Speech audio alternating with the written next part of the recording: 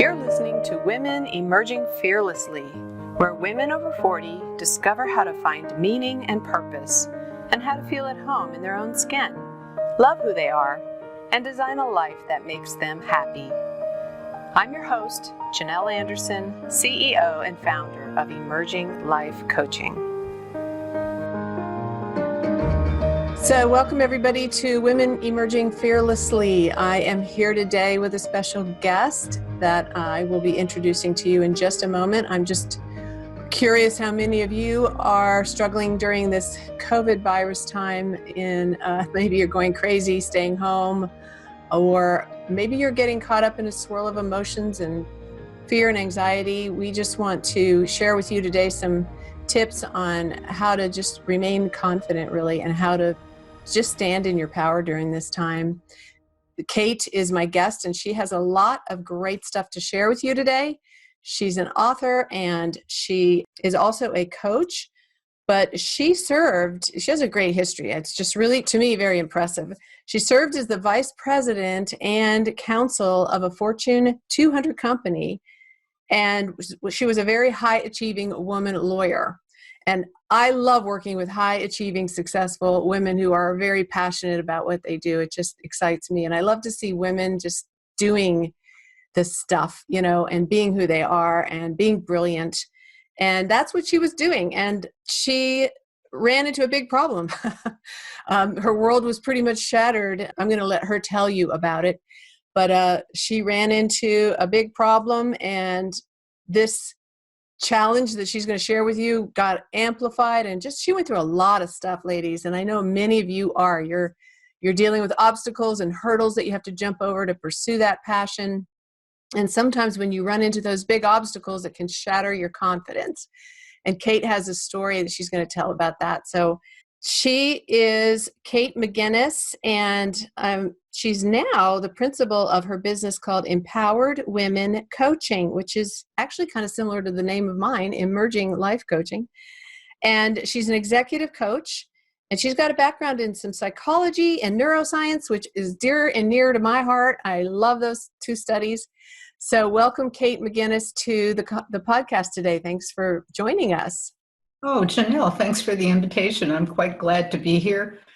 Your audience, which is women, is exactly my audience. I have a great passion to help women. Yes, and I am so excited to see that because it's my passion too. So I think that we have a lot in common. And I know this topic of confidence comes up a lot with my audience and has in my own life. So I know that you have so much wisdom to share around that, and you've written a book, which we will get into in a minute. But before we go down that road, just tell everyone, my listeners, just a little bit about your background and what brought you to be an executive coach for women. Well, my background is that I had my whole identity invested in being a high-achieving women lawyer. And when that job was taken away from me, I then had to not only reinvent my identity, but of course I had to reinvent an income flow. And I knew so many unhappy women lawyers, dissatisfied, wanting to move on, wanting to do something different, but being very concerned and worried about their ability to do that. So it occurred to me that I could help them by training to be an executive coach. And what I learned in the training let me help my clients, but also let me help myself. Yeah, isn't that funny how that works?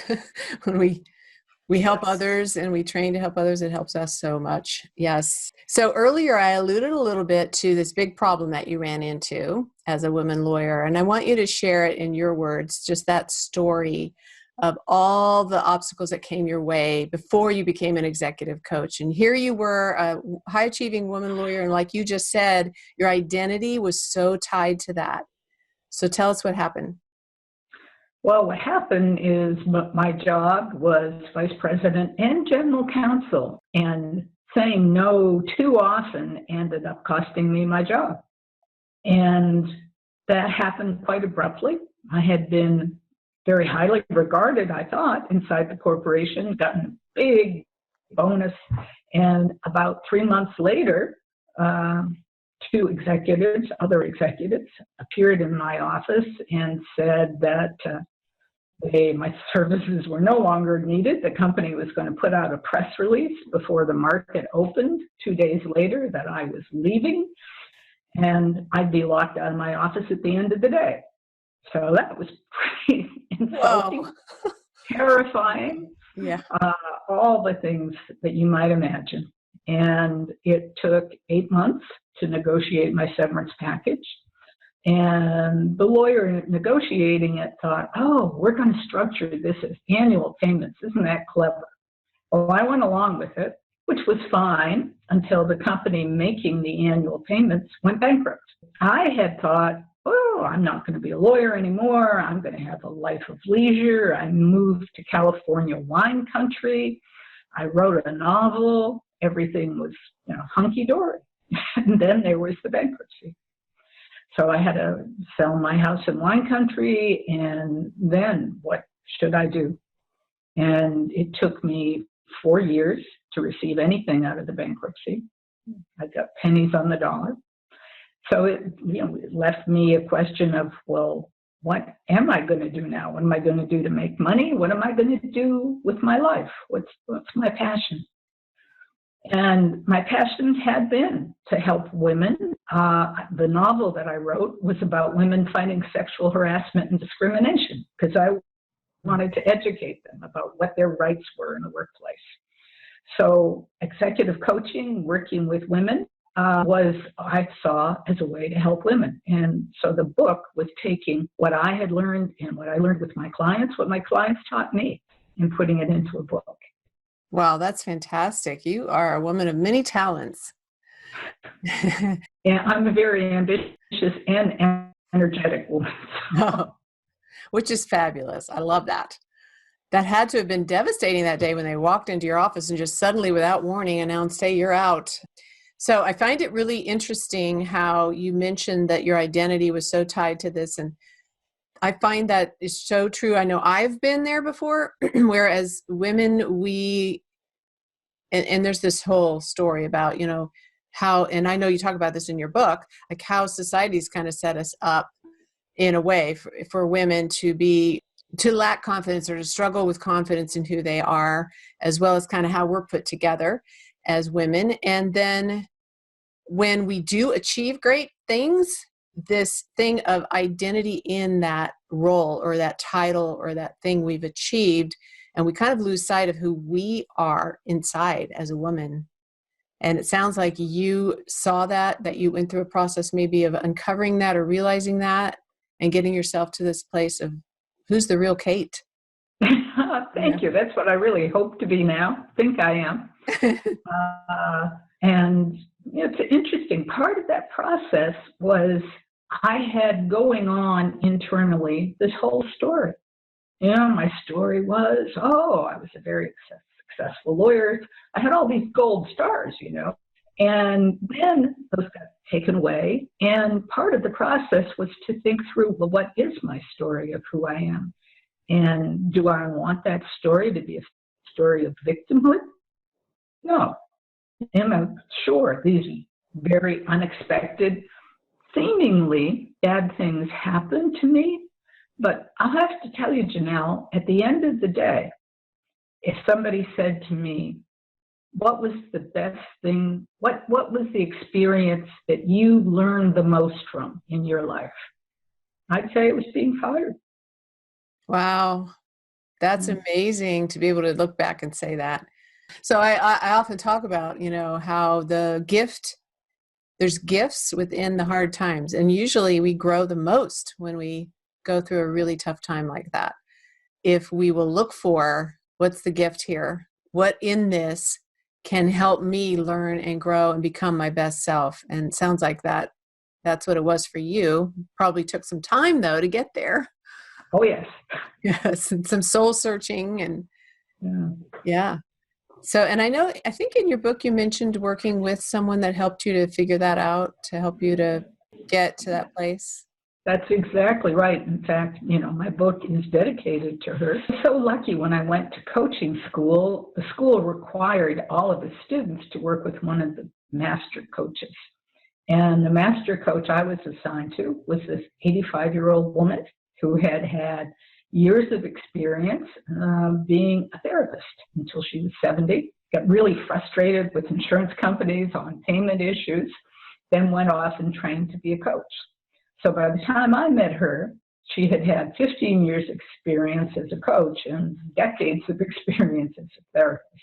And all of it came together, and she worked me through a lot of hard places. As you say, yeah, it was hard and it took time, but it's a process that has let me be now who I am, and I'm pretty comfortable with that.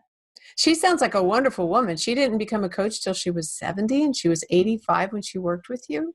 Right. That is awesome. And she's still coaching now at 90. You can just keep on giving and being who you are and contributing, and it's fantastic. I love hearing stories like that about women, especially. So tell us a little bit about your book. It's Confidence Lost and Confidence Found, right? Right. Yeah. Because that was certainly my process. And it's interesting. I thought I had confidence before, then I got fired, lost my house, lots of losses. And then I found confidence. But in truth, they're kind of different kinds of confidence. The confidence I had before I was fired, you might call conditional confidence. It was confidence that arose out of the approval of others. So when I had that condition that I was getting lots of gold stars and other people were approving of me, I felt confident. But when that went away, the confidence went away. And so what I have now is authentic confidence. It is confidence that doesn't vary depending on the approval of others. So, but I love what you're saying about the conditional confidence, which a lot of us think is true confidence, right? When we're being patted on the back and we're getting recognition and we're pleasing other people. And of course that makes you feel good. But if your confidence is based on what other people think of you, or even your position or achievements, it can, like in your story, perfect example, it can just be taken away just like that. But what's more important is this inner authentic confidence. No matter what happens around you, you're still confident because you know who you are, you love who you are, you've embraced who you are, and it doesn't really matter what other people think anymore. Terrific state to get to. Yes. And it makes such a difference in so many parts of our life. I mean, sure, confidence matters for applying for a job performance, but confidence also matters in things like social interactions. You know, do you feel confident going into a gathering with people you don't know? Maybe they aren't going to like you, and maybe they aren't, but you'll still be okay. Yes. Love that. Love that. So do you find when you're working with your clients as a coach, do you find that a lot of women struggle with having that inner authentic confidence in themselves? Oh, they do. I mean, so many women are always pushing themselves for what's the next star I can get? What's the next circumstance where I can get approval? You know, maybe I can run to be vice president of the Parent Teacher Association, and that becomes the star. Right. And that's a fine thing to do. I'm not saying don't do it, but if you don't get it, you don't get it, and you go on. Yeah. What have you found that's helpful for women like that when you're working with your clients? What kinds of techniques or, what do you do with them to help them find that authentic confidence? One of the techniques is to look at their story. So if they have a story running that they've been a victim, they've been abused, something bad has happened to them, and it may well have, not to deny that, but to look at how they've responded. There probably is a hero in there. It is a heroic story rather than a victim story. I mean, if you look at, the movie Erin Brockovich, I don't know if you remember that, about a woman fought so hard against polluters. But at the beginning of the movie, she's a poor single mom sitting outside somebody's office, agonizing over whether she's going to get a job. And she takes her inner confidence and strength and turns it into a hero story, not only for herself, but for a whole community. Yeah, she does. That's a great example. And yeah, take your victim story, look at it, identify it, and then rewrite it to be the hero story. Exactly. Oh, I love it. That's And empowering. another thing that is a little more straightforward, I would say, is tally up your successes. And all your successes count. Maybe the success is clearing a paper jam in the printer. That's a success. It's a win, yes. Yeah. Keep a journal. Keep a journal of your wins. And you'll see, yeah, I can do it. I've got the abilities. Believe in yourself. Believe that you can generally accomplish what you set out to do. And that's what confidence is. Yes. Belief that you can generally accomplish what you set out to do. I love that definition. I read that in your book, and I thought, yeah, that's a really great way to describe confidence. That was one thing I did too, to write down my successes. And also my coach had me actually write down what my clients, this is as a new coach when I was really struggling with confidence around being a coach. And I said, I thought I was just terrible at it and I couldn't do it. And, I went through that whole story, like nobody's going to want to work with me. And she said, really? She said, what is the evidence that proves that is wrong? What have your clients that you've already worked with said to you? I want you to write down what they've said to you. And that really helped me, because as I started writing down the feedback they gave me in their own words, I was like, oh, I really helped them. That's great. Yeah, it built my confidence as a coach. So I You're love a good that. coach. Yeah, go back and make a list of your successes, and even like what other people have complimented you on, what other people have said to you that proves that you do have the ability to be who you are, basically. That's very much like one of the things I suggest in my book is to create a pride kit. So, if you get a thank you note for, hey, that was a great dinner party and I loved your recipe for, orzo, or hey, here's your scorecard from a great golf game, or here's a note from your kid saying, oh, you're the best mom ever. I mean, all of those things, keep them in one folder or one box, and have that so that when, there are days when the confidence level, erodes, goes down, then pull out that box and look at all those things. As your coach suggested, think about what your clients had said to you. I love that. What did you call it? Pride kit? Pride kit. Yeah. Oh, I love it. Yes. And I think sometimes I run into this a lot with women, is that they're hesitant to kind of, I don't want to say brag, but like be proud of themselves and to say, hey, I am pretty amazing. I did do this. I did do that. Because then they start to feel guilty for bragging on themselves, or they feel like they're being arrogant, but that's not arrogance. Arrogance is thinking you're better than other people. Right. Just having confidence in, hey, I am somebody, I am amazing, because we all are. We all have wonderful gifts and talents and strengths to bring to the world. And we need to embrace that. Being that and believe in yourself. And there's some way you can pull that in one place, like a pride kit. That's great. Yeah. I love it. So the name of your book is? Confidence Lost, Confidence Found. And here I'm going to do a little advertisement. There you go. Yes. Kate McGuinness. There's the cover. And I really love what the cover designer did. If you can see the flower pot, and you've got one flower upright and the other one's wilted. So there's the confidence lost and the confidence found. How to reclaim the unstoppable you. Yeah.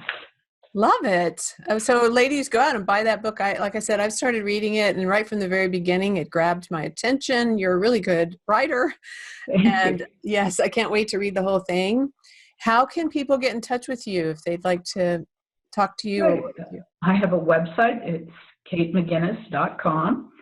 And McGuinness is spelled like the Guinness Book of Records or Guinness Stout, but it's got an MC in front.